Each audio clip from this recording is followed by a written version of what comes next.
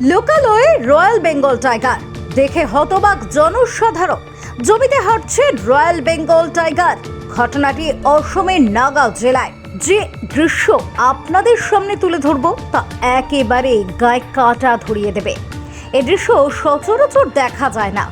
যে দৃশ্য দেখতে গেলে কোনো সময় চিড়িয়াখানায় টাকা খরচ করে আপনি হয়তো দেখে এসেছেন, এবার তা প্রকাশ্যে দেখছেন অসমের নাগাঁও জেলায়। জনসাধারণ দেখে চোখ কপালে তুলেছে। সেই বিরল দৃশ্য দেখার জন্য সবার হাতে মোবাইল ফোনে ক্যামেরা বন্দি করে রেখেছেন সেই দৃশ্য। এবার আপনাদের মনে আসতে পারে কি সেই বিরল দৃশ্য? এই বিরল দৃশ্য হলো, আপনারা সবাই জানেন টানা কয়েকদিন ধরে বৃষ্টি হচ্ছে। এরই মধ্যে অসমের অবস্থা একেবারে বেহাল।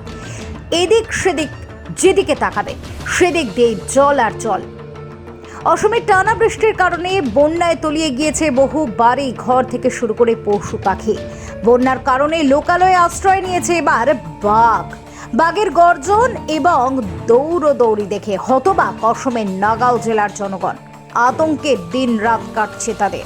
এলাকার মানুষের যে কোনো সময় ঘটে যেতে পারে বিপত্তি। দেখুন সেই দৃশ্য। অসমের নাগাঁও জেলায় বন্যার কারণে লোকালয়ে বাঘের তাণ্ডব। বাঘ চলে আসছে লোকালয়ে। Bureau report, SD news media, Tripura, অসম।